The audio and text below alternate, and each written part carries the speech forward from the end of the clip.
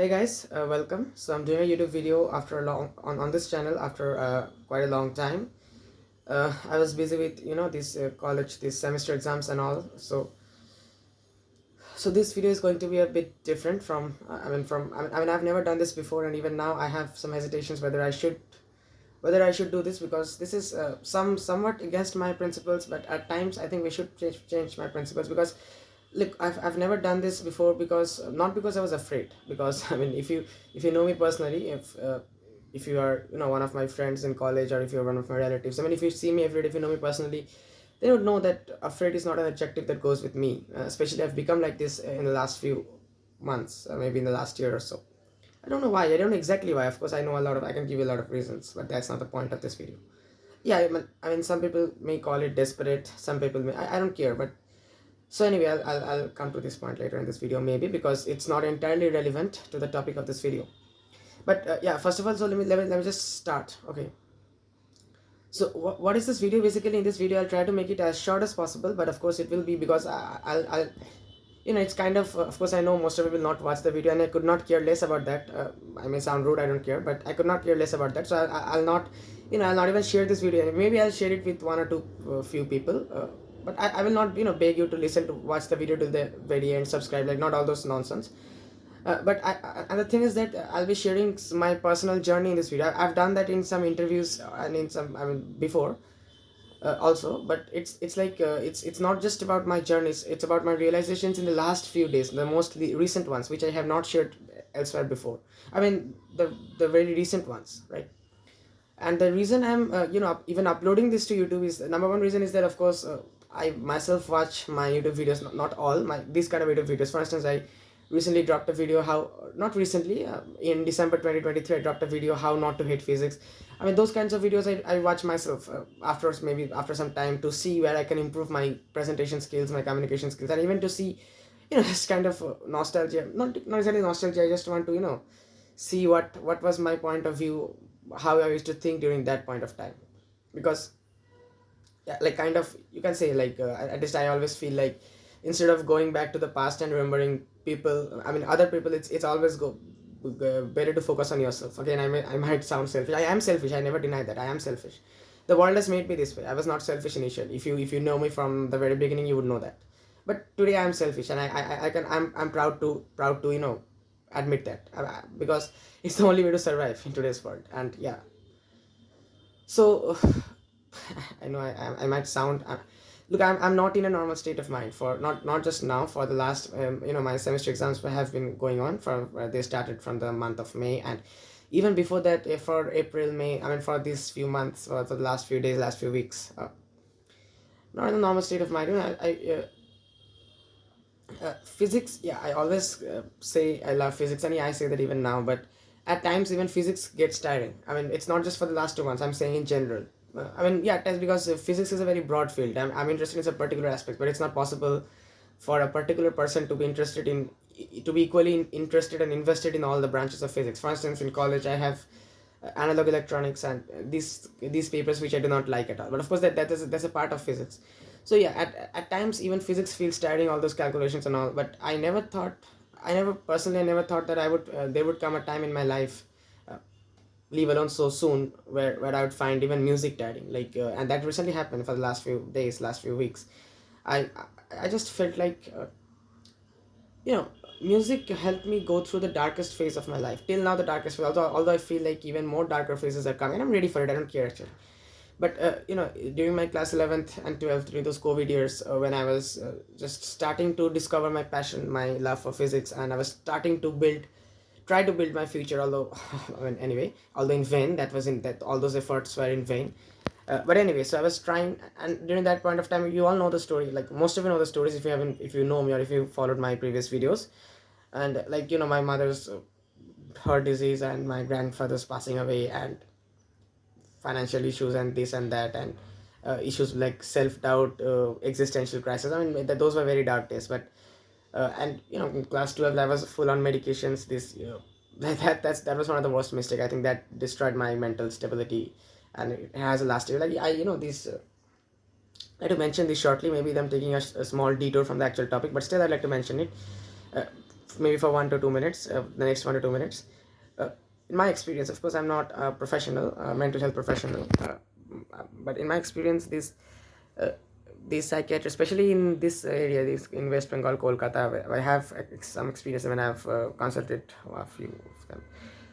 uh, they're like, first of all, they just don't even give you, in my experience, they just don't even give you time. They just don't even listen to you. They just, they just take a hefty amount of fees, and they just prescribe you some common medication. Well, I mean, in my experience, all whatever be your case, they don't even give you personal attention. The same kind of medication, one is some fluoxetine type antidepressant, some most likely SSRI, those serotonin, selective serotonin reuptake inhibitors. Some will maybe even give you SNRI or all, but they are the same category of drugs, almost same category of drugs. I don't know the technicalities though, of course.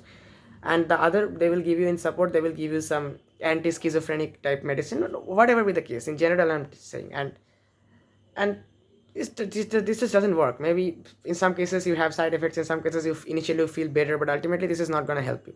And it actually, in my case, it actually made matters worse. So the last time, it was a many months ago, I visited my psychiatrist. I kind of had a row with him. Row means, I mean, not, not verbal, and like not shouting, not yelling and throwing things, but I mean, right now, I'm not that kind of like, I know how to keep my calm. I've faced a lot of danger, I mean, stressful situations in college also, but rarely I've lost my temper. Like, rarely I've shown any external outburst. That doesn't help, that, I mean, the more you remain calm, the more that's a, indication, that gives a sense of power, a sense of control.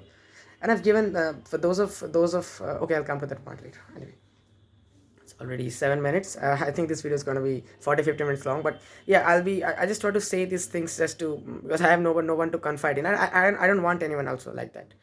I'm happy alone, so I just, YouTube is my kind of resort. I just come here, and I just, I just want to say what I have to say. And if you listen, you might benefit from this. You might. I'm not saying you will, but you might. So that's up to you. I am not forcing you to listen to this video, of course. And if you have any comments, any negative or positive comments, you can comment it. If I find it a valid question or valid comment, maybe I'll reply. Or else, if it's a nonsense comment, I might even delete it also. I'm just being very clear about it, from the very beginning. Okay, so yeah. And so the last time we went to visited my psychiatrist, I had a kind of, like, things were cold and all. I mean, I was more cold than him. Kind of, looks like, a physics undergraduate has more control over his temper than a mental health professional, whatever. And I stopped my medicine from that day itself abruptly, without consulting him, because of course he will never say, like, of course these medicines are not, these should not be stopped abruptly. I will not recommend it, but I just stopped it because I felt like I could not continue it any longer, and I knew there could be withdrawal symptoms. There were in fact withdrawal symptoms, but I coped with it, and now I'm okay in the sense, I don't have any physical problems or anything, but yeah, sometimes I get this mental mood offs and all swings, and but still, the good thing is that I can control that, like, much better than I used to be able to do, like, previously. Now, whether these mental mood swings are due to my realizations or due to the medication, I don't know, but I feel like these medications have destroyed my mental stability, and they do this to all the patients. I mean, we should avoid these medications, unless if it's an extreme case, then obviously, you cannot, like, medications, you need medication. Otherwise, I think it's not a good idea to, I mean, this psychiatry, this all these things, this is just a business. Actually, all of medicine is a business. Especially, I'm saying this psychiatry because mental health is such a, like, I see on social, I'm not on Instagram or Facebook or any of those nonsense, but nonsense social media app, but I am on LinkedIn, and I see even LinkedIn is becoming nonsense day by day. So on LinkedIn, there are a lot of posts, mental health. This term mental health, this phrase, it has become very, like, popular nowadays. Like, people are using this term mental health as an excuse. They just excuse to justify whatever they, like, yeah, I did this because of a mental health. They are trying to, like, kind of craft motivational stories. Like, in most cases, it's not true. I mean, of course, they faced a bit of struggle, but it's not like they exaggerate it manifold, and they say, I was, like, down like this, I was depressed, mental health, but still I came back, you should learn from me, and all this nonsense. So the thing is that, of course, it's not a matter of joke. I'm not saying we should not take mental health seriously, but if you I mean, but I think you should just keep this in mind, that there are many people out there, a majority out there, who just use mental health as an excuse to to seek external sympathy, external validation. I don't know, the reasons could be different for different people, but that's what I'm saying. So, and I've never done that till now. In fact, right now in this video also, I'm not trying to do that. Okay, I'm not. I'll be talking about my journey and my realizations, and at times I might, go off the main flow and just maybe discuss a bit about my struggles and my mental health. But even if I do that, let me say this right now. I'm not seeking any sympathy from any of you, from any external sympathy from any of you, from any of my viewers, from anyone in general, not even from my parents at this point. I still love them and all. They're the only people I seriously love and trust. Don't get me wrong. I still do that. But right now, my mindset has completely changed. And look, it's not like, I'm the title of the video that it might seem like that, but it's not like I'm giving up or I'm quitting. It's just like my outlook on life, my outlook on my goals, my pursuit on the system, that has completely changed. And I don't know if it's a change for the better or for the worse. Because for the worse, I'm saying, because this doesn't fit with my principles. I mean, I always try to be different from the rest, but the system is trying to force me to be the same as the rest. That's the bad part. And the good part is that whatever I say, I cannot, I cannot overthrow the system overnight. So if I can accept it, the better. Otherwise, I will myself struggle. The system won't give a damn. That's what I'm going to be discussing in the video. And but that doesn't mean I'm giving up or I'm quitting or anything like that. I will still go on, just with a different perspective. So I'm not giving up. So please don't, I don't want any sympathy or any comments like like all those hollow words like you are great, please don't give up, I can understand, but this is a temporary phase in your life. It's not a temporary phase. It's a permanent realization, and I know that. Okay, so anyway, I was recently asked, I was recently invited to an interview, an online interview, by an organization. And they kind of they initially, when they contacted me, it was like, well, we want you to talk about your journey and motivate younger students to pursue physics and or just to pursue their dreams. I usually don't agree to. I get quite a few invitations like this, but I don't agree, either because I don't have much time, or because if I find the organization to be not that authentic, and I just check their website, whether they have a website, and if yes, like whether they're authentic or not. But yeah, like if you see my website, till now my public appearances, my interviews and all, they're only 7 or 6, I think 5 to 6. But yeah, and I'm not really looking to increase this number to 10 or some. Anyway, but so in this case, I don't know why I initially said yes, and we even scheduled an interview and the Zoom meeting started and all. But then they asked me questions like, what would you like to say to those people who want to follow their passion, follow their dream, and go against the tide, who do not want to walk the conventional path? And then I gave a very, very honest answer, honest and a kind of demotivating answer, which I've never done previously. So they were shocked. I myself was shocked. And they said that no, this, like, we cannot publish the interview on our platforms if you say like demotivating stuff, because people want to hear stuff like like, look, I have done this, I have done that, I come from a middle class Indian family, yet I followed my dream, I have not followed the usual path, so you should also do that, you can do it, and all those motivating, like, those and this this kind of motivation. But the thing is that I said, like, of course I'm not here to say what people want to hear. I will say what I want to say, and if you have any problem, then just cancel the interview. And that's what we did in the end. Like, they requested me to maybe change my answers, but I told no, this is what I'll answer, and if you manipulate this, or if you force me to say something else, then I'm not interested. Just cancel the interview. And that's what they do. So and that's where I got the idea for this video. This was maybe 1 month back. So I've been, I have in my to-do list I have been writing, for the last 1 month. There has been this point on my to-do list that make a YouTube video about this. But ultimately today I got some free time to actually make this video. Free time and mood and environment, all this matters. It's not like you have time and you can just start recording anyway. It's not like that, right? Especially a video like this, you need the mood as well.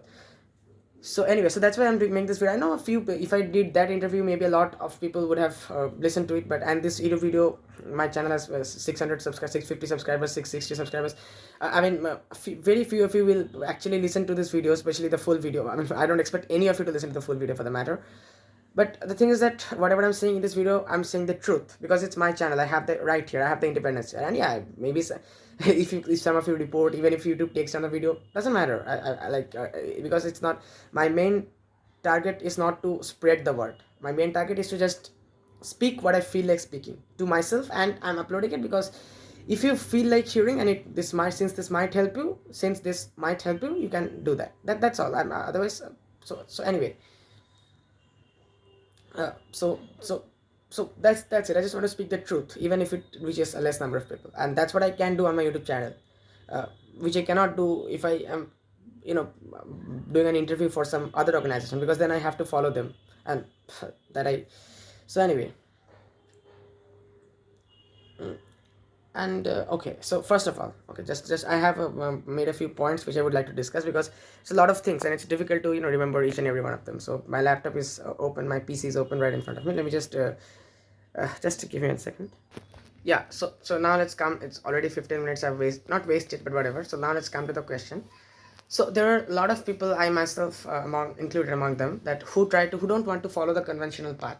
The conventional path. Like, I'm not just saying this in terms of education, like the conventional degrees. If it's in my country, India, by conventional path we mean engineering and medical. Although that's changing bit by bit.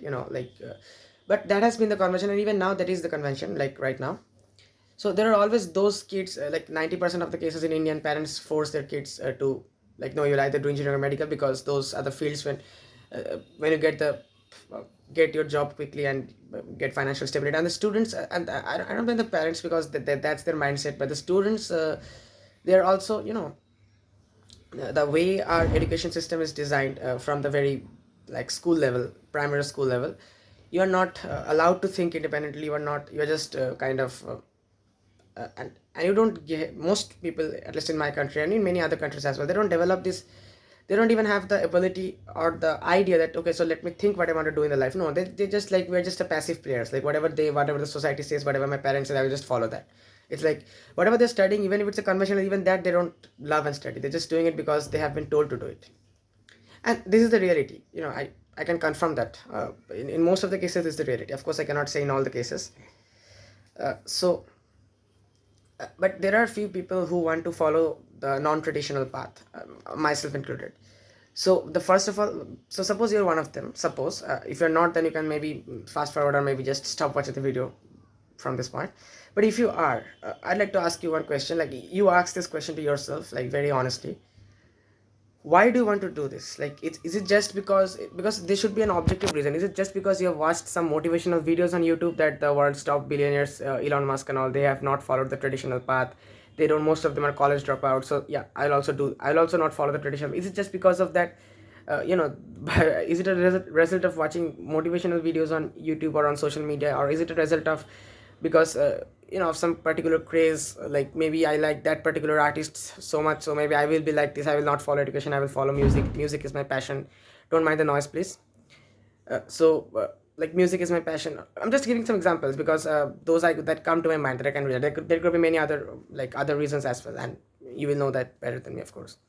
So is it that, or is it because, I want to, is it because fame and money and popularity? Because doing the conventional path, you can maybe make enough money for a comfortable living, more than enough money for that. But uh, fame, popularity, that's another weakness of us humans. So is it because of that?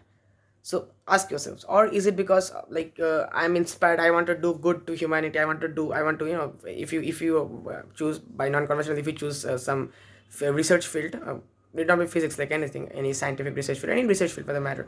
Is it because I want to advance the knowledge of humankind, because I was inspired by the works of that scientist, I was inspired by Einstein, I was inspired by, maybe, say, Schrodinger, and I was inspired by, uh, because of that?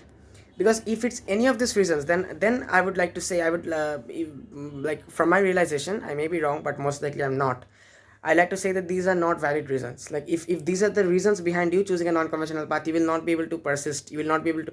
Maybe you choose the path initially, you have a lot of motivation, lot of, passion, lot of feel, but you will not be able to consistently maintain this level of enthusiasm. Maybe even after 10 years, 15 years, you will, or maybe in some cases, maybe even after 2 3 years, you will lose the interest. You are bound to lose the interest, because all of these factors, most of these factors, if you see, they are common to those, like, those who follow the conventional path. They also do it for the money, for the fame. I mean, for the fame, in the sense, most of them do it for the fame as well, because I mean, ultimately, this, money, fame, status, they're all interrelated. One comes with the other. It depends, of course, that it depends on the level. There is a, if you follow the conventional path, then in terms of fame, in terms of money, there is an upper bound. You cannot go beyond that. That upper bound is very high. Like, that should be enough for a comfortable living, for a very, even for a luxurious living. But there is an upper bound. You cannot go beyond that. And if you follow the non-conventional path, then also there is an upper bound. Obviously, like I'm not an expert in economics or finances or all, but if you consider the world economy, that definitely is an upper bound. I feel like you cannot like go on making money indefinitely, but this bound is much higher than the conventional upper bound.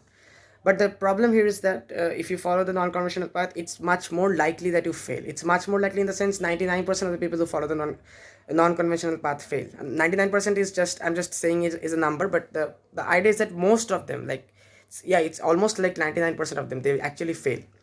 So if you follow this path, you're most likely to fail. But if you succeed, the returns are way more high than if you would have followed the conventional path. But in the conventional path, you have some stability. Like, yeah, you will not, like, you most likely will not reach the upper bound, but you will not fail abjectly. I mean, you will at least reach some good standard place. You're most likely. So that's the difference. So even after knowing this, if you say I want to follow the non-conventional path, then my question to you would be, and my advice to you would be, you ask yourself, talk with yourself, ask yourself why exactly you want to do this. Is it just for these reasons, or do you have any objective reason? Because if the reason is like this is my purpose in life, if I don't do this, I will never be happy, I will never be able to live my life, then that is, I won't say whether that's a good idea, because you might not end up where you see yourself to be in 10 years, you might fail and all. But if that is the reason, then at least you have a I won't say valid, but you have an objective reason. But if the reason is like I watched that YouTube video and I was motivated by him, this sudden craze and all, I was motivated by his works, by her works, then these are like not even valid reasons, not even objective reasons. I mean, if this is your sole reason for choosing the non-conventional path over the conventional path, I would say you should reconsider your decision. That's all I'm saying. Okay.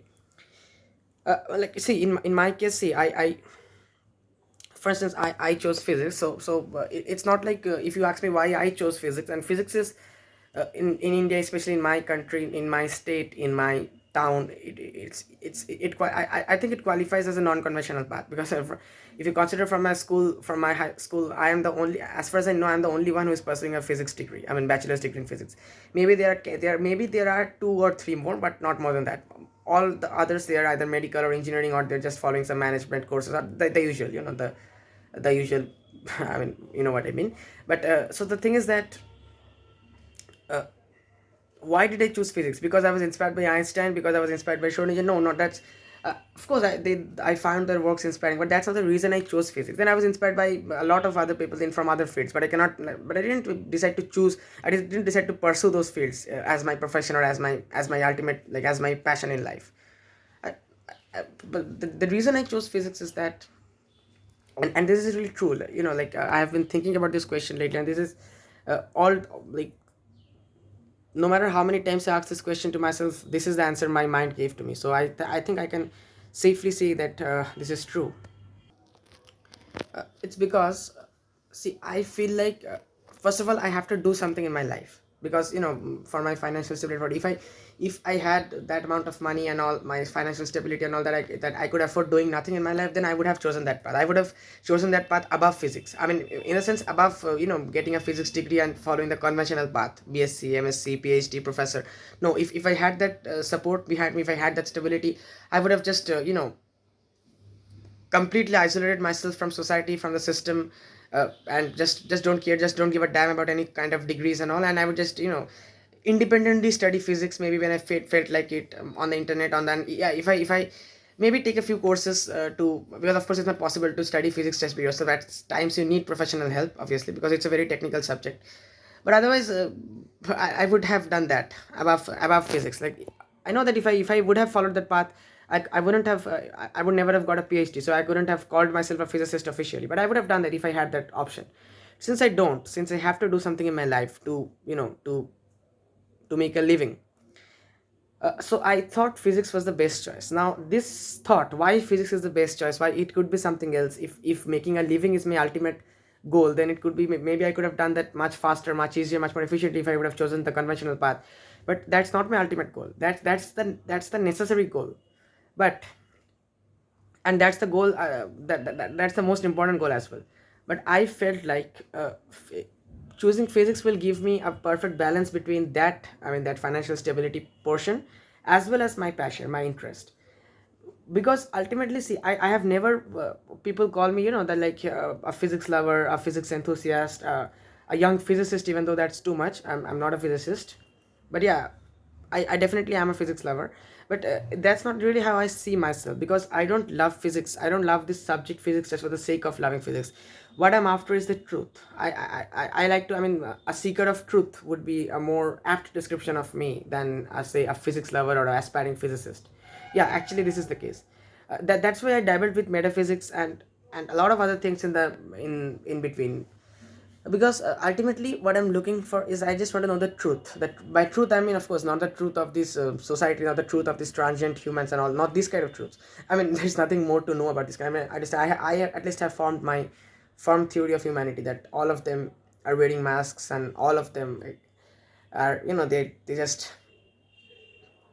just want to see you fail, and no matter how they treat you in front, they smile and all, but behind your back. Anyway, I know all that thing, and even those who appear to be genuine and all, I don't care. Like I'm ready to, like they can change colors any moment, and I'm ready for that. Like I always remind myself that, so that I won't, so that it won't come as a surprise. Because if your enemy has the element of surprise, that if that works on you, then that's bad. Then that gives your enemy a huge strategic advantage in general. So anyway, but by truth I mean the truth of the universe, the truth that is objective. Not truth like, not truth at the human level, which are not objective, which can change. Like today you're loyal to me, and tomorrow someone else offers you a bigger amount of money and you are loyal to them, and you just to become my enemy. Not that kind of truth.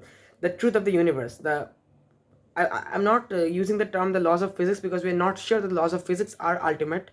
But the laws of physics is a good contender when I say the truth of the universe, because these as far as we know, these laws are not, changing. At least in our universe they don't change. And so there is something eternal, something objective about them, and something powerful, because they describe this vast universe. Because when you consider things at this astronomical scale, then all these petty problems at our level, they just kind of melt away. Just whenever, like, you are depressed, just think about the universe a bit. These just imagine, these galaxies and all this those kind of, what I'm talking about, those, the universe and all. Then you will realize how insignificant your problems are. I know these problems are not, maybe I'm not saying these problems are not valid, but they're insignificant, they're petty. In front of the universe, you're nothing. You're just a drop in the ocean. You'll just live for maybe 80 years, which is a jiffy when you consider the lifetime of the universe, lifespan of the universe. So I'm not that means I'm not saying you just just go on thinking about the universe for your entire life and just don't give. It's not possible. Thinking about the universe will not give you money, will not give you financial stability. I'm not saying that. You have to live in a society. You cannot isolate yourself unless you're someone like Elon Musk, unless you have that amount of financial stability, or you have. But even to get there, you need to, like, initially you cannot ignore, right? Elon Musk was not Elon Musk from his very birth. And even today, like, even today, if you see, he's not at all like, that's his mindset. Maybe he's always involved in his companies and all. It's not like he has a lot of money, so he's enjoying his free time. He could do that, but it's like he's much more busy than the working class people. And he's much more, there's a lot in his mind, there's a lot of pressure, and he's managing so many companies, big companies. Anyway, so the thing is that that's why I chose physics, because I feel like, it's just a personal feeling. I feel like I'm here, and I don't know why I'm here. I don't know why I'm here means, like, we don't, none of us know for sure the why the universe came about, or how the universe came about, the ultimate secret of the universe, the ultimate mystery of origin, the mystery of creation, and then how exactly life on Earth started. Of course, we know about all those chemical Miller experiment, and all these, baryogenesis. But I'm not talking. I'm sorry. I'm not baryogenesis. I'm just. That's something else. I'm sorry. I forgot the term. It's like the chemical synthesis of life from simple elements on Earth. That something that was called some. Anyway, I forgot it. So just if you just look up Miller experiment, you just get it. So I'm not talking about that. Yeah, we do have a chemical explanation, a scientific explanation, but I'm talking about the ultimate, the deep questions, like why this happened. Like, maybe a lot of something else could have happened, or if you go even deep, why the universe follows these particular laws of physics and not some other laws which are perfectly possible mathematically, which are perfectly possible logically.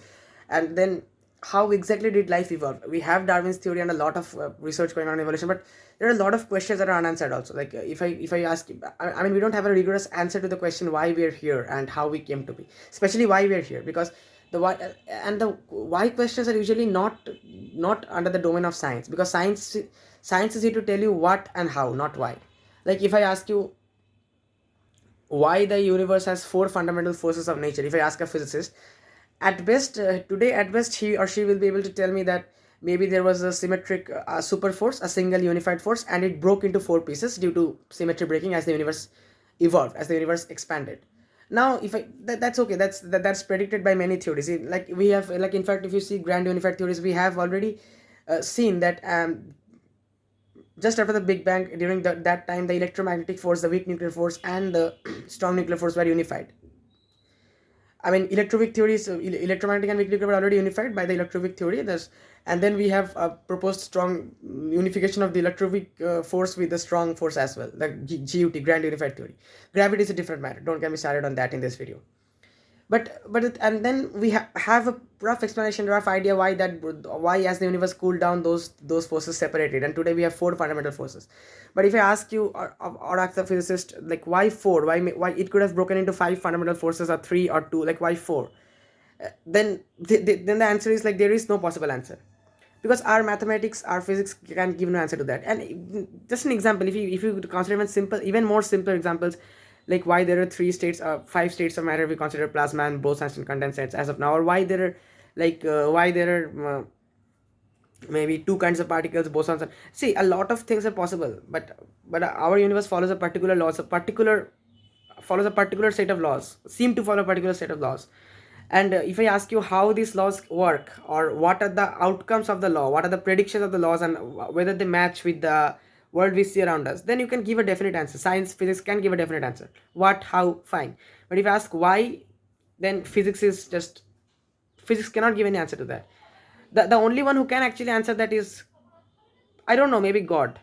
Like by God, I don't mean the creator. I'm not talking about a conscious creator who created the universe, because I don't personally don't believe in that kind of God. But but again, that's possible. That's not impossible. That's again possible. But yeah, I'm just talking about, if there was such a creator, then only he can answer this question. Like why did you create it? Why did the universe follows these kind of laws? Because I wanted it to. I mean, again, that's the best answer you can hope for. And if there is no God, then there is no answer. The universe just evolved this way, just happened this way, spontaneity. Just it is a spontaneous process. So science usually, in most cases, science does not answer the why questions. Science only answers the how or the what. But still, I feel like since I'm here, I feel like I am here, and I'm here. That's a fact. I mean, I don't know whether the reality outside is an illusion or not, but at least something must exist. It's not like if I say nothing exists, then I cannot that cannot cover all the facts. I mean, I'm just, even if my life, my perception, it's all an illusion. It is an illusion in some sense, if you see neuroscience, but I'm talking about complete illusion. Even if that is the case, I mean, something must exist. Something must be simulating my experience. Then who is simulating that, or what is simulating that, where it is being simulated? Something must exist. And so my question is, so I know that I'm here, but I don't know why I'm here, or how I'm here, even how, what, we don't know all the points. So I feel like if I devote my life to finding these answers, finding the truth, I don't know whether physics can answer all the questions, or whether science can answer all the questions. So that's why I don't want this physicist tag to be set on me. I ultimately care about searching for the truth, and if possible, finding the truth. I mean, that's the best I can hope for. But because I feel like it gives a purpose to my life. Again, I know that there is no inherent purpose to life or anything. That nihilistic viewpoint. I'm a nihilist, and nihilism. Nihilism is a very great way of looking at the world. It's not at all pessimistic. It's really realistic, and it helps you maintain an indifferent attitude to life, and it helps you maintain at least for me, it's very it helps me maintain a peace of mind, because whenever I feel little things get me down, I'm trying to get over this. But again, I'm a human. Till now, I'm a human. I'm trying to get as inhuman as possible, thanks to the society for pushing me in that direction. But right now, there is some amount of humanity left in me, and it really, whenever I get down at little things, whenever I then I just activate the nihilistic mode. And once I do that, I feel like, oh, everything is meaningless anyways. Everything is so. I mean, this is just an insignificant bit of, why should I think about this? Let me think about something more worthwhile. And it actually works. I mean, at least in my case, it actually works. If you really get the hang of nihilism, it should work in your case as well. It's not just the not just basic, like you're just flaunting to your friends that I'm a nihilist, and not like, if you actually get the feeling of nihilism, what is trying to say the philosopher, it's not like it's nihilism is not like, okay, life is meaningless, there is no moral principle, so nothing exists. It's That's not nihilism. That's the If you Google nihilism, that's the first thing that comes up, but that's not the thing. It's much more deeper than that, and there's a logic. It's not like that, okay, so this is a possible philosophy of the world, life is meaningless, nihilism. It's not like that. It's not as simple as that. I mean, that's not nihilism.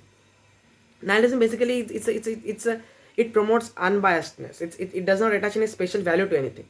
But that doesn't mean life is meaningless. Life can have subjective meaning to you, to me, but my life can mean something subjectively to me, but objectively it is meaningless, and that's not, and I don't get why that's pessimistic, or that's depressing to some people. I mean, what else did you expect? Like, whatever. Yeah, like life is our quest to find meaning in an inherently meaningless world. That's what we try to do throughout our entire life. We try to find meaning, so that when we die, just before we die, I mean, there will come a time in each and every one of our lives when our entire life will unfold in front of us like a movie. So make sure it's worth watching. Try to do something good. That's what I used to say to myself, and I say that to myself even now. But at times, okay, I'll come to that point. I'll come to that. It's already 36 minutes. Yeah. So that, because I feel like if I'm at least trying to find the answers to these questions, I'm trying to find the truth, although I know that most likely I will never get the truth, because of science cannot answer all the questions, because some things are unknowable, not unknown, but unknowable. They can never be answered. There are a lot of limitations. How can you expect to understand each and every aspect of this vast and endless universe if you're just sitting on a tiny planet? And then also we have a lot of limitations. I mean, cognitive limitations, and limitations of our experiments, limitations of our models, of our mathematics, of a lot of limitations. So I know that most likely I will never be able to find the answers to my questions, uh, but still, if at least if I'm trying to find the truth, I mean, if I'm trying to find the truth, at least it kind of justifies my existence. How I feel about it. I'm not saying that each and every people should start thinking about physics and the big questions. Otherwise, they have no right to live. Of course not. You have a right to live. It's your life. You have a right to live. Who said that you have to study physics? Otherwise, you have no right to live. I'm not claiming anything of the sort. But in my case, personally, I feel like that if I am trying to search for these answers, at least I'm trying to justify my existence, because otherwise I don't know why I'm here. So and that gives me, so this is the only reason I chose physics, because I felt like physics is most likely to take me closer to the truth. I at one point of time I studied a lot of metaphysics, philosophy, even spirituality and religion, but I felt like no, though they will never give me the objective truth. Spiritual religion, just forget them, and even metaphysics will not give me the objective truth, because I mean, the truth that physics has to offer is much more appealing and much more, I mean, you can verify it and all. It's much more appealing than metaphysics. At least that's what I felt anyway. Just give me a second. Okay, so that's what I felt anyway. So now again, I don't know if physics is the best choice for me, but my philosophy is always that your life is too short to strive for perfection. If you suppose, if you want to decide, I mean, it's an important decision what you want to do for the rest of your lives. That's an important decision. But if you just get stuck on it, and you just do a lot of an analysis, like, okay, so is physics a good choice for me, or is that a better choice, then you will get stuck. Sometimes you just need to get things done. You just need to, that's the attitude I always, in the teams where I am a member, in my journal of young physicists, or even in young scientist journal and all, in whenever I have or even beyond that, in any team where I have a position of power, or anyway, even like, I always try to adapt this kind of attitude. Like, you need to get things done. You need to just do what you feel is right, and just do it. Just get things, just get it started. And once you start doing it, maybe you will, maybe a lot of problems would arise, and maybe you'll understand, okay, so maybe that would have been the better path, but no point regretting. You just deal with the problems that arise on the way, deal with the consequences that arise on the way. Because if you just sit and just sit for an indefinite amount of time and try to decide, okay, so is this the better path, is that a better, but then you'll waste a lot of time. And life is too short to strive for perfection. So just do what you feel is right. And if you think it's not right, and if you feel it's not right, once you have already started on the path, do your best to make it right. Do your best to rectify the mistake. That may not be possible in all cases, but that's why I didn't devote a lot of time to deciding whether physics is the best. I just felt like it, and it's not just a feeling. There was some reasoning, some logic as well, and that's why I chose physics, because that can not only give me a financial stability. I mean, that can not only I won't say that will guarantee me financial stability, especially if, in my country, India. Even if you have a PhD in physics, the job opportunities are very, and if you go abroad, there's that. Then maybe things are a bit better. But again, there are a lot of other problems as well. It's not as simple as it may sound. But at least it's like if you have a degree in physics, it's like maybe you will not sit idle, you can do something. And plus physics will give me a sense of purpose. Physics will That is the reason I chose physics, not because I was inspired by Einstein, I was inspired by him, I was inspired by her. It was a sudden craze, or I wanted to do something different. I wanted to show to my friends that, look, I'm studying the hardest subject, physics. You have no guts, you are studying medicine. Not for any of those reasons, because every subject is important. I chose physics because of this. My reason is objective, and this is why I chose this non-conventional path, not for anything else. And now that's what I wanted to say. Now, before I end this video, I'd like to discuss one more thing, one more point. So so first of all, see, this is one of my big realizations, and it's true, maybe I've heard of it before. Presently, this system, this is the age of mediocrity. Most of the people you see, like 99% of the people, maybe 98%, 99%, they are just mediocre, and they don't, and like they don't even have the mindset. See, it's nobody is born mediocre or genius. Everyone is born the same. I mean, everyone has the potential to develop genius at least. But these people are mediocre not in their talents or in their abilities. They're mediocre in their mindset. They don't have the mindset to grow and to do something different, to follow the non-conventional path. And the reason I'm saying is that maybe you will feel like, okay, so most of the people are mediocre, so if I try to follow the non-conventional path, it's very less competition for me, my chances of success are more. If you think about it like this, you're wrong, because if in a system most of the people are mediocre, like this is the age of mediocrity, then that is, the system is built that way to support these kind of people. Of course, the system will adapt. It's not like the system is built, the system will adapt to the needs. Like if 90% people are like this, the system will adapt to their needs. System will not adapt to their needs, the needs of the other 2%. And if those other 2% people have a higher purpose in life, then to establish themselves, they will have to fight against the system and somewhat change the system, which takes a lot of effort and which is not possible in all the cases. Like among those 2%, maybe 0.001% succeeds. Because suppose if you have a higher purpose in life, but if you have to devote, initially you have to devote all of your time and all of your efforts to change the system, to establish yourself within the system, because you have to do that, you have to stay within the system after all. Then two things that can happen. Number one is, most of your time and effort will already be wasted in changing the system, and you will ultimately lose sight of your ultimate goal that got you started on the path in the first place. And the next thing is that in most cases you will lose the motivation. After all, you are a human, you have limited resources, limited energy. So if you devote all of your energy and time in reforming the system, kind of for yourself, but still you have to do that, then you will have, after one point of time, you will have no energy left to do that different thing, that non-conventional thing which you wanted to do in the first place.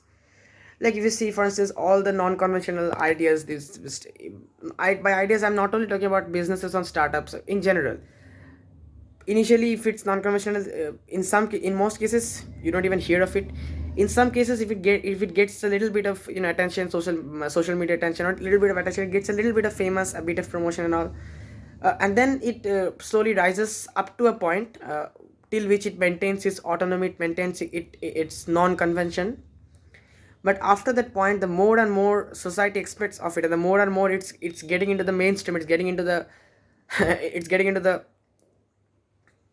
more and more it's gaining in popularity, it's gaining in recognition, the more and more it is expected, and it is compelled to abide by the norms, abide by the convention. Because if you don't, then you will be kicked out, and after all, the power lies with the society, and society is conventional. So if you have to stay, in most of the cases, suppose if you yourself were the founder of such a company, after one point of time we will say, okay, enough non-convention. Right now I have grown old, I just want some security in life, so let's just give in to society, let's just make this company conventional so that I'll have a security, I will have a lot of money and all. That's what usually people do. A few people have the mindset to fight till the very end, and if they do, even if they do, their chances of succeeding, it's almost null. So yeah, if you choose a non-conventional way, a non-conventional path in this age of mediocrity, it's likely will not succeed. I want I won't try to motivate you blindly, I'm just being very realistic. If you choose a conventional path, you will at least at least survive, you will at least make a living. And yeah, those who choose a conventional path, all they care about is making a living, they don't care about anything more. Because if they did, then they would, if they cared about making a difference, making an impact, then they would not have chosen the conventional path. Because if you choose a conventional path, you cannot make an impact. I mean, but if you choose a non-conventional path, the society, the world, it will try its best to crush you, to destroy, and it succeeds in most cases. And yeah, no matter, see, hard work, talent, these are not enough. Luck, connections, manipulation, all these are, I mean, I would say, in fact, in some cases, these are much more important than hard work and talent. uh, of course, I mean, see, if you consider my case, there are, even physics is not a non-conventional path. A lot of people study physics all over the world, even in my own country. And a lot of people, so what, see, when I ask myself, what have I done that no one else has done, what there is only one thing that I can answer. I mean, there is only one point which I can make, one valid path. Otherwise, see, if I study physics, a lot of people study physics. I have written a book, I have written some articles. Maybe not a lot of people have done that at your age, but still, it's not unheard of, especially if you go outside India. Many people, even people younger than me, have written research articles and even books better than me, books which have performed much better than my book. So again, that's nothing which only I have done. Maybe a few people have done, but it's not just me, right? Then what else? I have this, I'm an editor in this journal. I founded a journal. That's again not unheard of, especially in foreign countries. uh, Even 12, 13-year olds kids are founding their own companies, their startups. Of course, see, it's their consistency and all that matters. And I think JYP has, uh, I won't say it's hugely successful, but it's not a failure as well, that I can say. But again, it's not nothing which only I have done. Then what else? Research internships, research fellowships. Yeah, I have received a research fellowship, some internships from my, which very few people have done from my college and all. But again, that's nothing which only I have done. Thousands of students from India receive these fellowships and internships every year. But when I received some emails or some LinkedIn DMs, I was, from maybe from high school students, 13-year-old kids, maybe 14, 15, even some college students as well, in one or two cases. They say, like, I was kind of lost in life. I didn't know what to follow, what to pursue. One of them, he actually ended up going to a community college. I don't know if you know the concept. It's in US. There's a concept called community college. It's they don't teach you any particular course. It's just like you can explore your interests, so that you decide what you would like to do in your life. So he was in community college, and then he read my book, Our Physics So Far, and then he actually came to know of me via LinkedIn, and he read some of my articles. I mean, those popular science level articles, not the technical ones, of course, because he has no no technical background in physics. And then he got interested and bought and read my book, Our Physics So Far, and then he messaged me that, he emailed me, that it was like, after reading the book, he's slowly getting interested in physics. And right now he's actually, he has already applied to a lot of colleges and universities, for an undergraduate physics degree. And i I have not talked with him lately, but yeah, maybe he has even got into one of them, or maybe he's waiting for his acceptance news. I mean, maybe not top class universities, but doesn't matter. I mean, so this is where you're actually making an impact. It's not like I'm making a lot of money. Someone who is following a conventional path is making a lot more money than I do, even at my age. But and I'm not making any huge sums of money from my book sales and all. It's, yeah, at one point of time, my book was in the top 50 in India, in Amazon.in, under the category physics for young adults. Right now it's in top 100, I guess, or 120, something like that. Is not whatever. But the thing is that, if by reading your book, if by reading your works, if someone who had no idea what to do with his life, if he's getting this, he's getting this interested in physics, then I think at least you have an impact on his life. And I received this message, till date I've received a lot of such emails and such. By lot I mean maybe 11, 12. But yeah, even if you can have a positive impact, I don't know positive or negative, in all of these cases, what I don't reply thank you very much. I always reply that physics is not an easy choice. Nothing is an easy choice, for that matter. So I say, it's really good to know that you got interested in physics by reading my book. But I would like to warn you that you should, just this initial motivation will not work. In any case, it's not just for physics. You have this initial burst of motivation, this craze, this inspiration, that will only take you so far. If you are not fully committed, if you don't have that discipline, that dedication, that hard work, then you will, after a point of time, it's kind of damped oscillation. Initially the amplitude is high, then it will just die down. Only with discipline and motivation will it be a sustained oscillation, and you can actually go, you can actually pursue physics and do something in physics. Otherwise, maybe you're interested right now, then you will go, you go to a college, you pursue an undergraduate physics degree, maybe for the first 2 years, then in the third year you lose interest, you maybe poor grades and all, and then you give up, you quit. But yeah, in my case also in college, for in the second semester I got very poor grades. I'm not saying, I don't know, because I was very sick at that time, I couldn't give my best. Then also I tried giving my best, and then maybe there were some internal manipulations also. And look, I don't care. I have I don't have evidence, but I have a lot of indications that there is a lot of manipulation going on in my college. I'm not surprised, because this happens in more or less every college in even in all, in more or less all the countries. And since my target in life is not to prove that there is some manipulation going on in my college, so I don't I'm not pursuing this matter any further. If I pursued, maybe I would have come up with some valid solid evidence, then I would have challenged the authorities directly. But I don't want to take that. It's not like I'm afraid, of course, but I many times in college I have lost my temper directly, and I've said these things. And but yeah, I'm not afraid. Maybe I should be a bit more polite, but I don't care because whatever I'm saying is the truth, and that is the source of my strength. And yeah, till now, like, till now I have not been kicked out of the college, and I never will. I mean as long as I don't walk out myself, I feel like doing that sometimes. Anyway, yeah, but the thing is that you need to accept and move on, because it's not like it's happening only in my college. It's the same story in all colleges. But the thing is that I'm not pursuing this matter, because that's not my aim in life. So my aim in life is, yeah, I'll just have a decent CGP, and just get my degree, and then move on to the next stage of my life. That's my master's, MSc in physics, or MS, whatever. But so that's why I'm not pursuing this. But the thing is that it's really unfair when you put in this much amount of effort, and somebody else puts in less effort, and they get a higher CGPA, and of course that person's aim in life is not, maybe he will not pursue physics profession pursue research in physics.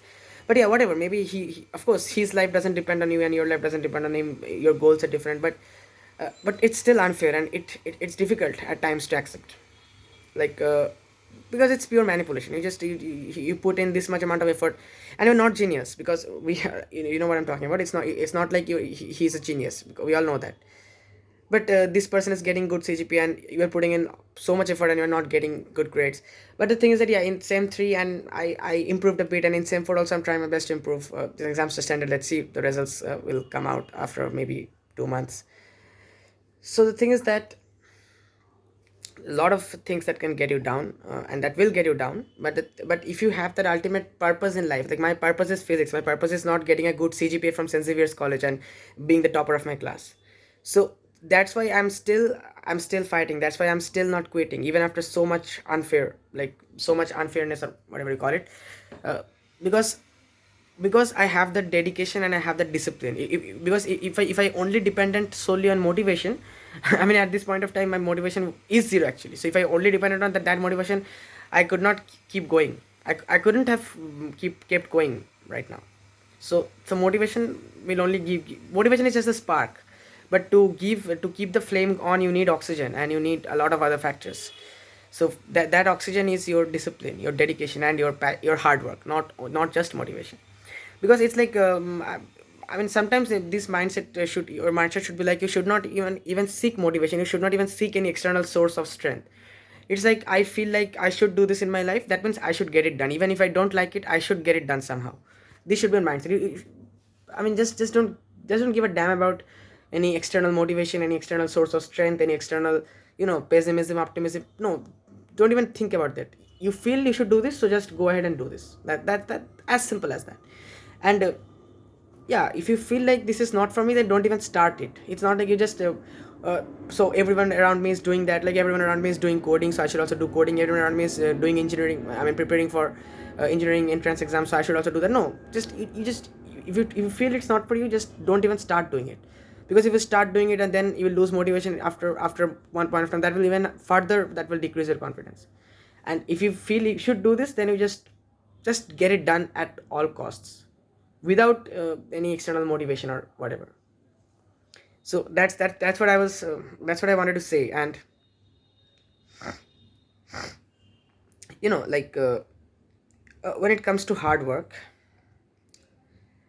See, it's again, I myself am very lazy, and it's not like I procrastinate a lot. I do work hard, but only if I like the work I'm doing. Like for instance, when I'm writing articles or producing music, not even producing. At times, producing music is also tiring. Recently released a song by yesterday only, "Goodbye World." You can check on my Urban Amplified channel, if you're interested. That is, of course. So yeah, even music production is tiring at times. But yeah, when I'm say writing articles or doing things I love. I mean, that's the only thing that I can remember right now that I really love doing. Then I, it doesn't even feel like hard work. I stay awake all night and do this hour after hour. It doesn't feel like hard work. But the thing is that, but yeah, technically that is hard work. Technically, I'm not. I'm sacrificing on my sleep and I'm just working. That is hard work technically, even if it does not feel like hard work to me.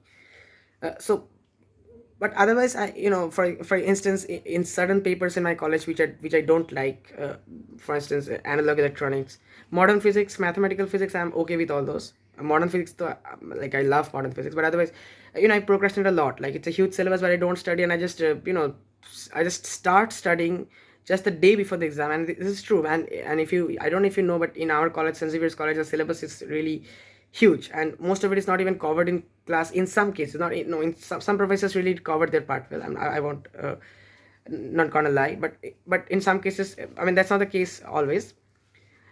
And yeah, if you think like you will cover the syllabus one day before the exam, that's, yeah, I understood what is being taught in the class. It's not like I paid no attention in class, but I didn't but if you don't brush up the concepts at home, don't self study. I depend on self study. I have no tuition or on and all. But even self study for analog electronics, I didn't get much time, or maybe I did not self study for this semester, and I just do. But still, I just managed somehow to. I mean, my exam didn't went that good, but I managed somehow. So I procrastinated a lot, and then I hard work, and then I grind the day before the exam. In some cases, not always. The thing is that there is nothing wrong with hard work or grinding, but it should be a meaningful grind. That grind before the day of analog electronics exam, that was not a meaningful grind to me, because that I knew I was only doing that to get a good grade, to get a good CGPA. And although I know like CGPAs should not matter, I myself don't judge people based on their CGPAs, but I know that to get admission in a good college or university for my MS, I need a good CGPA. And even if I don't get a good CGPA, I can do a lot of things with my life. I mean, my degree can be taken away from me, but my knowledge and my drive, that cannot. So I'm not dependent on this St. Xavier's college, this degree or anything. So of course I'm not, but I feel like the easiest way would be to get a good CGPA. So that's for otherwise. But I myself am saying that that is not a meaningful grind. But when I'm staying night after night trying to come up with some original idea, trying to write a research article, that is, at least to me, that is a meaningful grind, because that I'm not doing for any particular CGPA or for something that I'm doing to for my satisfaction. Plus, if I write some research articles, and then from that if I write a book, or maybe if I write a popular science level article, then a lot of people, a lot of young students will read it, and they will get it, because it's popular science, means at their level I'm writing, and they will get the idea, then they will get inspired, they will get thinking about this, and this will maybe they will come up with some even better idea, they will further the idea. So this will not only help in the advancement of physics, this is also making an impact, a positive impact on the life of people. So this is meaningful grind.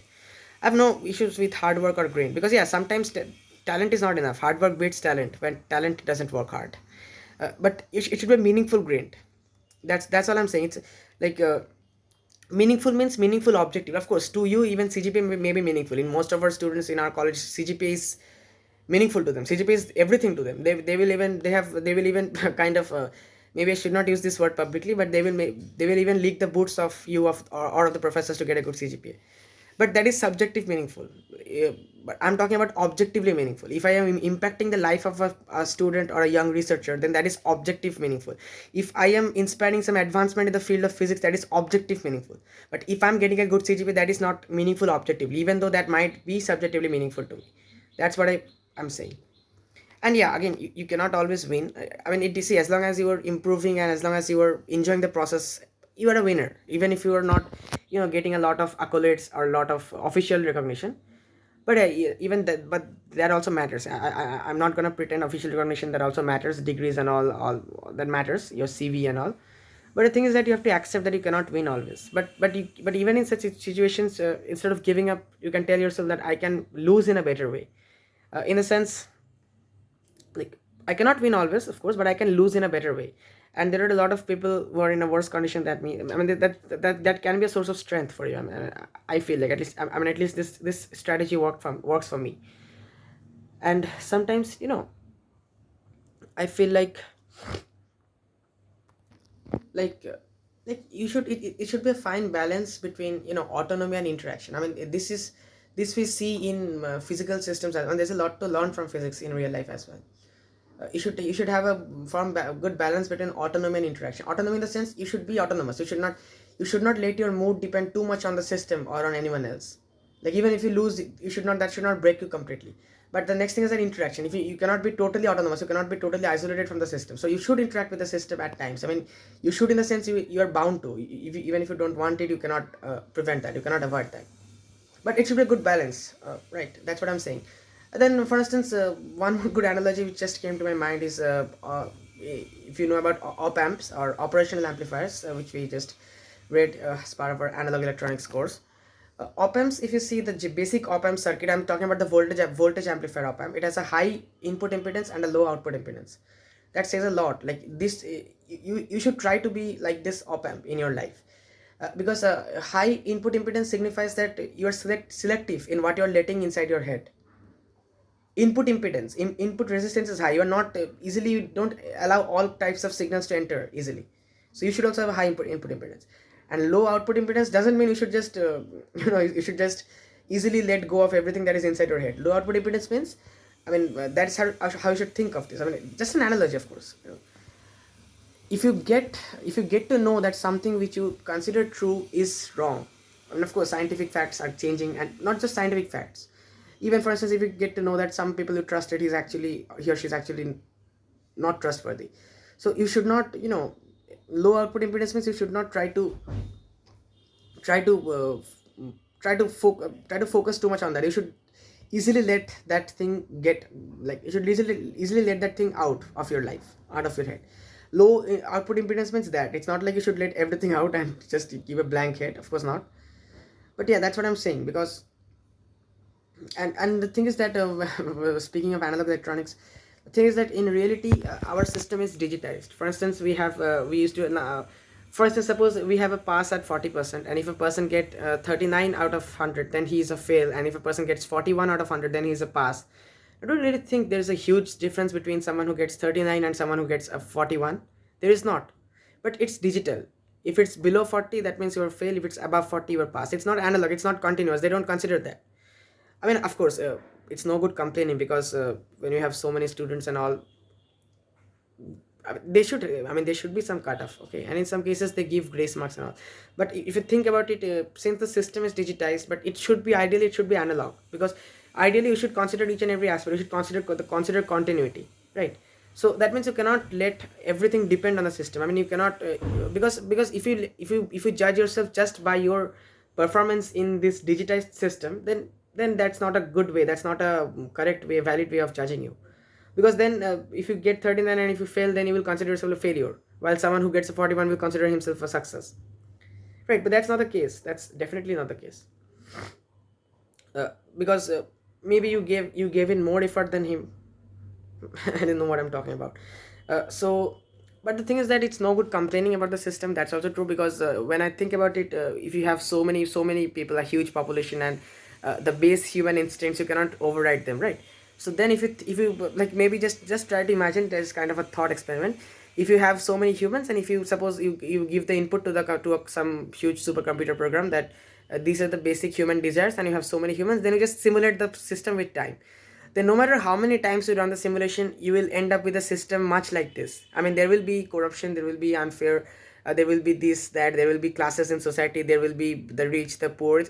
I mean, it's not possible to get a utopian world and a perfect system. So it's no good complaining about the system, because I mean, if you were to go back 1,000 years and start everything again, if humankind were to go back 1,000 years and start everything again, they would, I believe they would end up somewhere similar. I mean, this is the only possible system. The maybe slight changes, but it's not possible. I mean, you have to accept this. Like, maybe see, even in science, we have this. For instance, we have this endless cyclic universe theory, ekpyrotic model. Like, the universe is going through a endless cycle of births and rebirths. Like, the universe, suppose the universe. I mean, there is no beginning or end. It's a cyclic process. The universe starts from the Big Bang, starts is a misleading word. Like there's a circle has no starting point, right?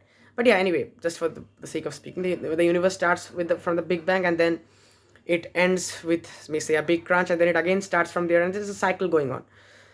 So I mean that means there will be a period of inflation, a period of progress, and then there will be a period of kind of destruction, and then destruction, or a period of decreasing progress and all, and then the system will end, system will collapse, and from that collapse a new system will again take part. Now this is a common theme in mythology and religion, but even science has even science in science we see this thing in a lot of systems. And even it's likely, I'm not sure, in case of society we cannot we have no predict I mean we have no proof, we have no evidence, scientific evidence, but it's likely that even society follows this same logic, this same cycle. And right now it seems like we are like we are facing a collapse. I don't know how soon, maybe 10 years, 20 years, even 50 years, 100 years, but we are facing a collapse. We are facing an I won't say apocalypse. Maybe it will not be a complete destruction, but we are facing a collapse. This is what happens. Changes come about, and we have to accept the change. It's no good complaining like this change is for the worse, this change is for the better. When people used to do these handlooms, they used to stitch these clothes by hand. Then came these machines and handlooms. I'm talking about the industrial revolution. Then people, textile industry was revolutionized, and people said that then people will be unemployed. Those who stitch clothes by hand, they will be unemployed, and a lot of things. But we adapted, right? People adapted. Maybe at that point of time, a lot of people will be affected unfairly. But we adapted to the industrial revolution, and then industry is going. And right now, there's this artificial intelligence revolution. A lot of people are worrying about losing jobs and all. Unemployment. In fact, unemployment rates are actually increasing. I'm not sure if increasing, but yeah, a lot of people are losing their jobs due to AI. But the thing is that, yeah, after maybe a few years it will settle down, and we will adapt to this change, because we cannot progress. There must be progress. We cannot stand still. There must be progress, and yeah, whenever there is progress there will be ups and downs, of course. But when I'm talking about collapse, I'm not talking about this kind of changes. I'm talking about an entire collapse of the entire human civilization, and I think we are nearing such a collapse now. And the question you might ask is that, so if we know that we are nearing such a collapse, then is there any good trying to prevent it? Like, for instance, there's so much climate change awareness and climate change, and like we have already done a lot of irreversible damage to the earth. I'm not sure if it's enough to ensure a collapse, but it's definitely likely that there may be a collapse soon. Now, if we know that there is this going to be this inevitable collapse, then is it any good trying to stop it or trying to prevent it? The answer is no. But then, and then is it any good? Like, we know that once the system collapses, a new system will emerge from there. A new system will be born from the ashes. So is it any good trying to think about how to make that system better, or how to?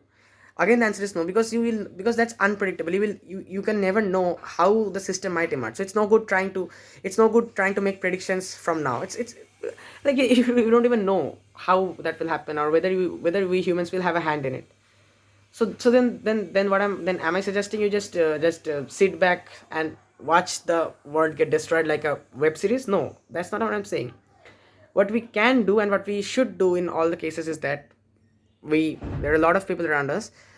uh, I mean, we should at least try to develop this resilient mindset in the people around us, because I mean, at least some people will survive. Even if there is a collapse, some people will survive, and they will be the ones who will start initiate the initiate the birth of the new world after the collapse. So again, we don't know which particular people will survive and which will not. We don't know, and it's not possible for us to go to individual to each and every people in this world, so many billions of people. And but I mean, at least we should try to develop this resilient mindset in people, and try to live a life in a way that's meaningful to us. That we should always do. I mean, I'm not saying we should just sit back and just watch this like a web series, but it's also true. And I might sound pessimistic and all. I might sound, I mean, even it's, some people will go as far as to claim I'm kind of doing a propaganda against all this climate change and all this active. Even in my one article in Journal of Young Physicists by me, did Einstein believe in God? In that article, I just wrote about science versus religion, and about Einstein's personal views on God.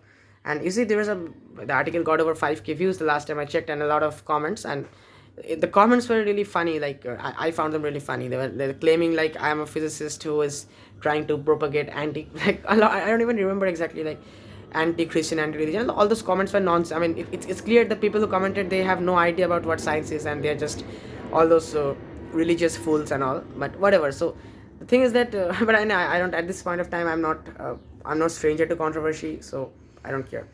But this is what I think anyway. I'm not saying, and yeah, so no matter how hard you work, how much effort you put in, hard work does not pay off always. That's the truth. I'm speaking very realistically. I said this same thing in the interview, and they just cancelled it because apparently people don't want to hear this thing. So okay, you don't want to hear, then don't hear. But this is the truth. So I will say this in my YouTube channel. If you don't want to hear, you don't need to listen to this video as well. But of course, hard work may not pay off, but that's no reason to sit idle. But you should always have a plan B ready. I mean, at least I feel like your destination should not change. It's not like I have my goal is physics, and if I fail at physics, I will shift to maybe chemistry. No, my goal is always physics. But if this particular path I'm following, plan A, I'm following towards physics. If this plan fails, then I have a plan B, a different path towards the same destination. The destination is still physics. I have a plan C as well. That's what I'm saying when I say plan B ready. But yeah, in some cases, if your choice is entirely wrong, then maybe you should think about shifting destinations also. But see, when I talk about physics, okay, physics is my passion and all. But right now, if you think there is this the scope of some original discovery in theoretical physics is very low, and that's what I'm interested in. I'm not interested in those industrial physics, those semiconductors and electronics and condensed matter. I'm not really solid state. I'm not really interested in all those things. And in theoretical physics, scope is really very like limited in especially in today's world. And like any most physicists who were successful, like Einstein for instance, Einstein did not choose to be Einstein, and times were better than Einstein was a lot lucky. Like he was born in the right time when there were a lot of time was ripe for development. But I don't think that the same thing can be said currently, the current scenario in physics, especially in theoretical physics. So we have to be realistic. But yeah, for my case, I mean, I will follow this path. I will try my best. I will fight till the very end. And if things doesn't work out, then we'll see. Because sometimes you need to stop thinking and just do things. Just wait. Always like, because right now thinking about this will not give any solution. It will only make my mood worsen my mood and all. But the thing is that, yeah, my problem is that which I myself I admit, I understand, I realize, but again I cannot change it, and that is the problem. Is that if you see on my it's kind of, you consider a curve where we have efforts on the y-axis, and consider a curve, and on the x-axis we have principles or ideologies. Very rough analogy. I mean, I don't think how principle efforts, maybe there can be, we can assign a numerical scale the intensity of effort, but principles or ideology, I don't think how that can be plotted on a one-dimensional axis. But just assume x-axis we have ideologies or principles, y-axis we have efforts. So right now my function, my curve on this graph, this space, this plane, this coordinate axis, whatever you say, right now it is not analytic. The function is not analytic at the point on x-axis. I mean, at my ideology, suppose I have my principles, my ideologies, my passion for physics, maybe that is at x equals x1. So at x1 the function is not analytic. Maybe not analytic means the function is undefined. Like, even if I, and the thing is that the problem with me is that I cannot change my ideologies, my principles, or my goal. So I cannot move along the x-axis. X is always x1. I cannot make it x1 plus delta x or x1 minus delta x. Maybe at x1 plus delta x or at x1 minus delta x the function is analytic, but I cannot shift there. I can only shift along the y-axis. I can maybe increase or decrease my effort, but even if I do that, the function is not analytic at x equals x1. So I don't think there's any solution to my problem. But that's how I see it anyway. I mean, maybe I'm being a bit too pessimistic. But see, it's like externally, the people around me, they always say like, why are you always saying like this? You seem to be doing good. Maybe externally I am doing good. Lately my grades are satisfactory. I got the second prize in my paper presentation event in my college. Then at journal I am doing good. I have then my book is doing good. I got some research fellowships and internships. I successfully completed one of them. So all of that is okay. So, and yeah, on average maybe I'm doing good than a lot of people out there. I do admit. But the thing is that I'm not really growing inside. This is something which only I can understand, and I'm not making excuses for my pessimistic attitude. I'm not making excuses, but the thing is that, like, initially if I consider, because only I will know this, only I can feel this. when I was in my class 10th, 11th, like when it all started, this my journey started in the series, because before that I was just an ordinary boy like anyone else. But when it just started, that initial, that at that point of time, if you consider my productivity was at its peak, maybe at that point of time I was not part of any college. I did not have any official recognition, which some of which I have now. But at that point of time, I was churning out original research articles, 3 to 4 articles a year, at age 16. And right now I am only, maybe the articles which I'm writing now are much more professional, in the sense I'm writing it under the supervision of some professor, and I have this institutional affiliation. But the thing is that I myself feel like I'm not really growing inside. I don't care about this official external achievement, but I'm not really growing inside. I'm not competing with the system. I'm competing with myself, and I feel like I'm losing to my, say, 4 year old younger self. And this is where I feel like I'm not making progress. This is where I feel like I'm a failure, at least right now. Of course, the reason is simple, because in class 11th or 12th, due to COVID, I had and that was not this demanding, not as demanding as this physics honors course, undergraduate degree in physics. So I had a lot of free time, especially due to COVID. Everything was online, so I could just explore physics my own way. But right now I don't get the time to even I don't have the time to even ask this question to myself, that am I really growing inside. This is how demanding the coursework is. And again, that's really conventional physics. Of course, to be a physicist, you need to have some training, right? And you need to know the basics of all the fields of physics, even if you would like to pursue a particular field. But, at least at undergraduate level, you should know a bit of everything.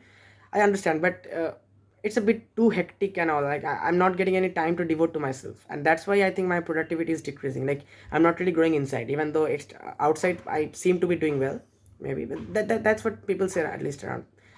And yeah, and this is what I've tried to be tried to be different from the rest. Like if you ask yourself, ultimately all of us are doing this for the money. uh, those of us who are following the conventional path, and those who are following the so-called non-conventional path, most of us are doing this for the money. And the thing is that this is what I've strived to be different, but I'm finding it difficult, because at one point of time, maybe even I have to uh, walk away from my battle against injustice. I have to bow down to the system. I have to bow down to money, because after all, we all need financial stability. Even I am bowing down, because if I otherwise I would not have given a damn about this CGPS. I would not have given a damn about this college degree. I would have still now I would have just done independent research, but I'm not able to do that, even if I want to. So that means, even in some sense, even I have already lost the battle. And that is where I'm a failure.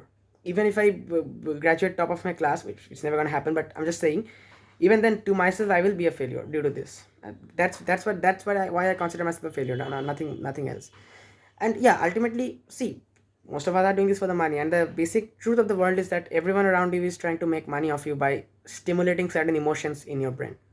Like, from producers of movies, they're trying to stimulate certain emotions in your brain, so that you like the movie and you promote it. And even this media industry, not just media industry, even this whatever, this all industries, this accounting firms, automobile industry, they're all just advertising them, and they advertise in such a way. They just want to stimulate certain emotions in your brain. They want to create artificial needs, and then that's how they run. That's how they make money off you. Everyone around you is trying to make money off you by this. And the biggest irony is that they do this to stimulate similar emotions in their own brain. Why do they do this? Why do they want to make a lot of money? To stimulate these similar emotions in their own brain. If you buy a Lamborghini, it makes you feel powerful. It makes you feel have status. And the CEO of the Lamborghini company, he's trying to make more sales. He's trying to make money because of the same thing. He also wants to feel powerful. I'm the CEO of Lamborghini. I have a status in society. And then happiness, and fulfillment of the basic desires, so all those things. But that's the truth, actually. And but yeah, if you think about it, consider my story only, it's not all bad. There are some good points also. Like for instance, at least Young Scientist Journal, it's the only organization in my life which has uh, which which really gave me an opportunity, which gave me a chance. Because when I joined the YSC, I was only 15 plus, 16 years old. And at that point of time, I had no publications, nothing. I was just an ordinary boy, no achievements, nothing that set me apart from other boys of my age. Still, they gave me a chance to join their team I initially joined as an outreach member, because editorial, there was no vacancy in the editorial team. But then I joined as an editor, and yeah, maybe I did my part for the YSJ. I tried my best, and maybe the physics department improved a lot under under my leadership. I mean, for the time when I was senior, I still am the senior physics editor. It's for almost 4 years now. But the thing is that YSJ gave me this opportunity to prove myself when I had nothing. But apart from YSJ and all the other organizations from my school, my college, and all the other organizations, they only gave me a chance. Like, they maybe they called me for interview, or they gave me some certificate, some accolades, whatever. Only when I already had something. So they're not doing this for me. They're doing this for their promotion, for their advertisement, kind of. I mean, most of these organizations, my school, for instance, they initially they try to suppress. I'm just saying this publicly. I don't care if anyone from my school is watching, because this is the truth, and you know it. You know it. This is the truth, and whatever. So, say initially they tried their best to suppress me. They tried their best to stop me, to pull me down. And now when I broke free of the chains, they pretend to be so proud of me for their own benefits. Nothing more. But yeah, so thank you, Vice, for that. And that's why I'm still a member of the Young Scientist Journal, because if you see, it's not a tradition. Like most Vice members, they don't stick around for this long, for over 4 years. But yeah, so there are good things in my journey. I won't say it's all bad, and it could have been worse. But I always like, and yeah, we take so much for granted in life. But if you think about it, uh, we could consider ourselves lucky for a lot of things. We take a lot for granted in life. But my philosophy is that, like, I always, like, I chose physics and all. It's not to show, it's not to show, or not, like I always say, do science to know, not to show. It's I am a seeker. I just told, like, I'm a seeker of truth. It's because I want to know the truth, so that I can satisfy my curiosity and I can justify my existence. It gives a purpose, subjective purpose, but still, nevertheless, it gives a purpose to my life. I do science to know, not to show, because I have nothing to show. It's like, most people will not even understand this in the first place, and I get it. Okay, so finally, I would like to deal with one last question. Not exactly question, one last point, which is an important point, and some people have actually asked me this also. So, I can also call it a question, I guess. How do I deal with negative comments, and my hate? I won't use the word haters. Haters maybe is a bit strong word, but yeah, I can use it, because there are some people I know who definitely would qualify as haters. So how do I deal with criticism, negative feedback, and negative comments and haters? I mean, from my experience. Well, this answer is, look, whatever I'm going to say, it might seem to you that I'm trying to, I'm trying to act the hero, kind of. But whatever I'm saying is true. And to be frank with you, this mindset has developed over the years. I was not like this initially. Initially, I used to get very upset whenever somebody say on LinkedIn, whenever I when I founded the Journal of the Young Physicist when I was in class 11th. There was this guy who kind of always dropped me LinkedIn DMs, like, you're just a class 11 guy, you don't know basic physics, you know nothing, what gives you the right to open an organization, and much more negative comments. I cannot even, I cannot even speak all of it right now here.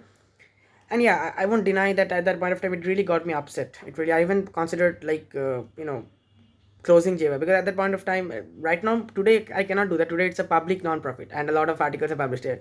It's like, my own decision alone cannot affect it, but at that point of time there was no public. I just opened it, the organization. So at that point of time, I could have shut it down maybe, and I felt like it many times when I got this kind of negative comments. But today, this same guy is, recently, like, 2 months, 1 or 2 months ago, this same guy emailed the JYP that I would like to publish an article with you, and he had some queries about submissions and all. So this is what, like, this, it really feels great, like, the guy who, yeah, sorry for the interruption. So yeah, it really feels great when when your hater is kind of, kind of emailing you to, when a guy who hated you for opening an organization is wanting to be a part of that organization himself. I mean, so yeah, but so right now also I get a lot of, hate mail and all these negative DMs and emails. But right now my attitude is like, in one word, I don't care. But I do care, actually, but I try to take it in a good way. See, whenever, in fact, to me, negative feedback, negative comments, and hate kind of messages, they work as a better source of motivation than positive. I mean, than, like, if I say that, if you say to me that, I'm always beside you, I really like your work, I support you, uh, it might feel, it might feel strange, but actually, I feel demotivated, kind of, whenever people say, I'm there beside you, I'll support you. I feel like that means I'm at the same level as them. because if I fail, they can support me, they have the power to support me. That means I'm at the same level or below their level, I'm not above them, because if I'm above them, then they would never have said I would support you, I'm beside you. I mean, I feel this, and maybe it's a bit it's not a very good way of thinking maybe, but whatever. But whenever people say things like I support you, I'm beside you, it's kind of it demotivates me more than negative comments, actually. And instead of lifting my mood, and because see, I don't want any security or assurance. If I wanted that, I would not have done what I do. I mean, what I do means I'm not only saying about this non-conventional path of physics. Otherwise, what I do in general, if you know me personally, you will know what I'm talking about. And if you don't know me personally, I will not elaborate on these points in this video. But yeah, I just want to fight alone and get what I deserve. No sympathy, no sympathy. Like in my in my college also, like a lot of people who do anything to gain the sympathy of the teachers, and they gave the sympathy also in very unfair way, and it really angers me, but not much, because this is not going to help them in the long run. Sensitivity is not the end of the world.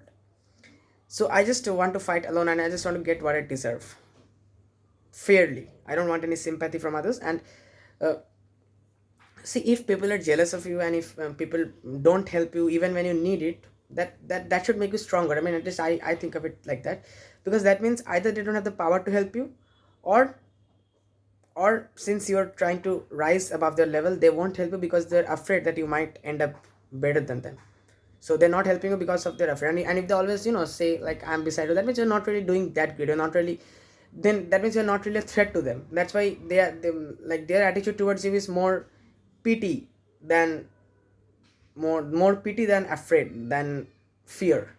And I want to be feared, I don't want to be loved or pitied, or I don't want sympathy. See, people don't love you if you're perfect, or if you're doing great, if you're doing perfect in your own field. People will not love you. They love you because you have defects. This is very practical. I'm saying people love you because you have defects. Why? Because it makes them feel happier inwardly. And because if you have a lot of defects, if you're not doing great, if you're not perfect, then that means you're not a threat to them. So it makes them happy inwardly. And since they don't see you as a threat, like, you know they kind of pity you, they kind of love you. And most people feel like, whenever they get comments like I'm beside you, I'm always beside you, I will always support you, they feel like, oh, this is he or she is a very good person. But actually no, actually that means he or she is pitying you.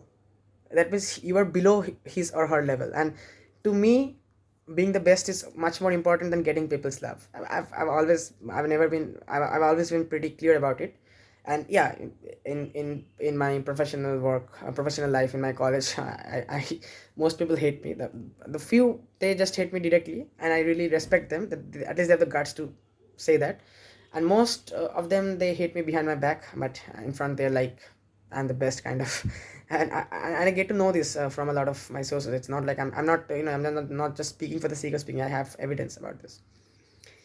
But this doesn't really this really motivates me even more. That means I'm doing something, so that they're seeing me as a threat. That means I'm doing better than them, and I should continue on my path. Keep hating me.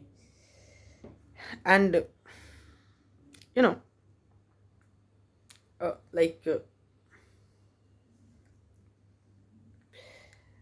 the thing is that, just this point, no, like, to be frank, I do have a support system. I do have a few people who really care about me, and they always understand me, even when I am not in a good mood, or even when I misbehave with them and all.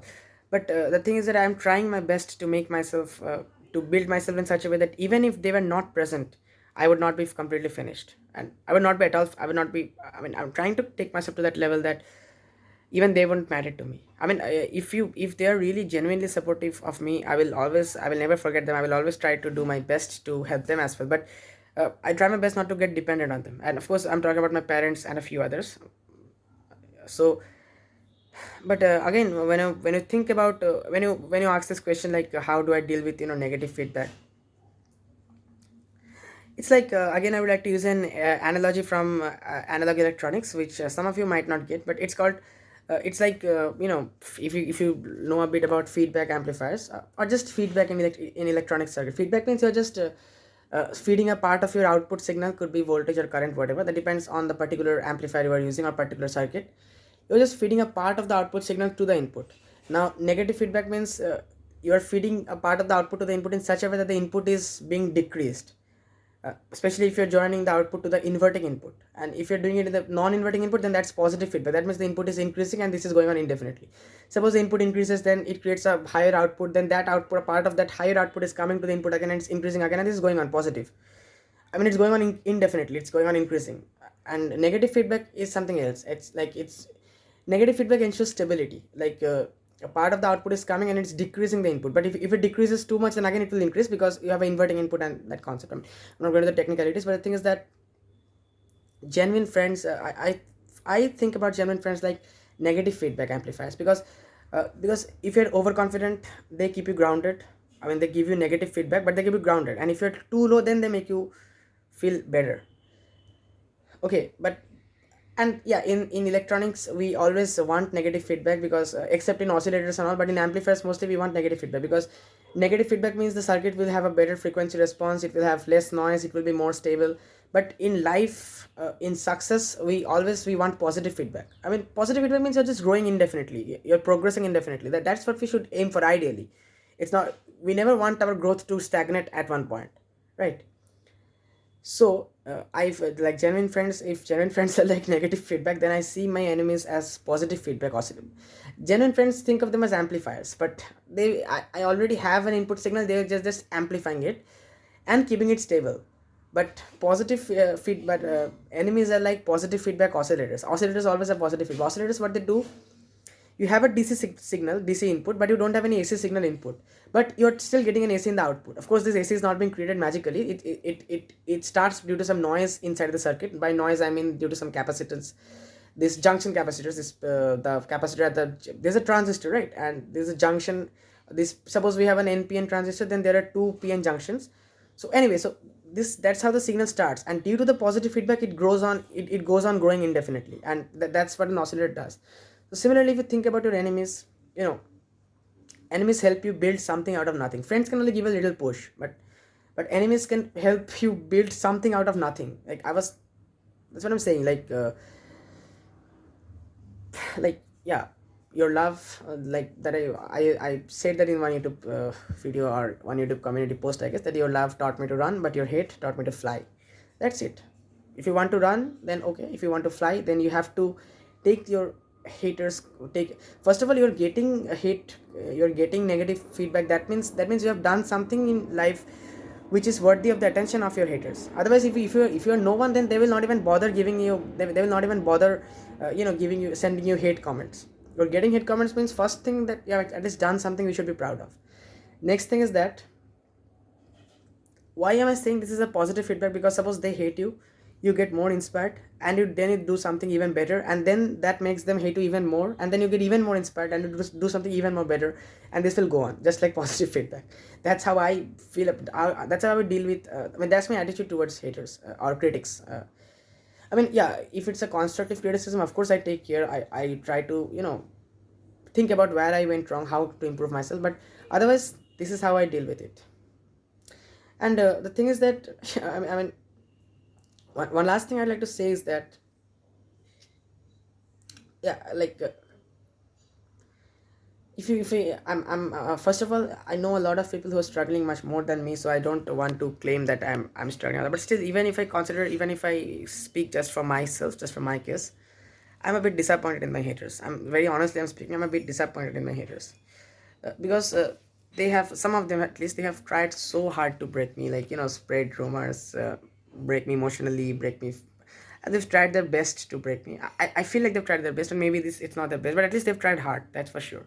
And they have not, so the maximum they have been able to do is maybe like maybe worsen my mood for maximum 1 or 2 hours. But at this point, it has become so commonplace that I get back to normal whenever I have this mood of, I get back to normal in maximum 2 to 3 hours, because I know that I have to get this thing done, even if I may not like this, even if I do not feel like it. So that's the best they have been able to do to me, and they have and I know this, they have put in a lot of efforts. They've even sacrificed their own growth to try to stop me, to try to break me, and this is the best. And still I'm today I'm on my way. I'm not even thought of quitting. So this is why, like, I'm kind of a bit disappointed in my haters. Like, try harder, you can do better. I mean, if you're watching this video of the if the few of you to whom I'm saying this, if you're watching this video, you will know that I'll of course not mention names. So I'd like to say that try harder to break me. Try harder, you can do better. I'm really disappointed in my haters. I it's no fun playing with opponents like you. I'm looking for better opponents. I'm looking for more problems, kind of, because see, at this point the only thing that has changed, like I was saying at the very beginning of the video, that I'm not quitting, but my mindset has changed. The only thing that has changed is that, till this point of time, I kept see, from class 10, 11, 12, my life was full of struggles. If you think about it, it was momentary goods, but it was a bad phase, and it's continuing to till this day, except bursts of sudden euphorias and all, but mostly it's a bad phase. So I used to tell myself, I kept telling myself that it could have been worse, it could have been worse. Maybe it could initially, but I always kept saying to myself it could have been worse, until I realized it couldn't anymore. Like, yeah, maybe it could have been even worse. Maybe I would maybe I could have died. Maybe I would not be even be alive, though I don't think that's a worse. I think that's, from some aspects, I think that would be better than whatever. But the thing is that, at one point of time, I realized that maybe this is not the right attitude. If you keep saying yourself it could have been worse, maybe you get some mental peace for some time, but it could have been worse, that doesn't mean I should just sit idle and take whatever is happening and not try to make it better. That's no logic. So I kept saying myself it could have been worse, until I realized it couldn't anymore, and that is when something changed permanently. And I realized, like, I just gave up thinking about all this thing. I just convinced myself that I am already broken. I cannot be broken any further by the system, by society, by whatever. And once I got this fixed in my brain, once I got this hardwired in my brain, from that point of time, I don't even think a lot, devote a lot of thought to these kind of things. I just move on in my path, and I know maybe I will not succeed. Maybe this is not the best path for me, and all this. Maybe the system is. Maybe I am not. Maybe what I know, I am not the one who. I'm not really well suited to for survival in a system like this. I know all of this, but still, I try to think about all these things as little as possible. I won't say I don't think about this. Sometimes I do. I'm, but I try to think about this as little as possible, and I try to get. I do things. I just get the things done. The things that are important, the stuff that are important, I just get it done, even if I don't feel like it. So this mindset, this outlook, that is what has changed. Initially, I used to do this because I loved it. Now I do it because I have to do it. Maybe that initial love, I mean, I'm not talking about the love for physics. I still love physics like I used to do. My passion for physics, my love for physics is still there, but my energy, my love towards life in general, my excitement, that is gone, thanks to this great system, this great society, that is gone. But I'm still fighting. Maybe I'm fighting a losing battle, but I'm still fighting, and I never even think, even at this point of time, I never even think for a second about giving up.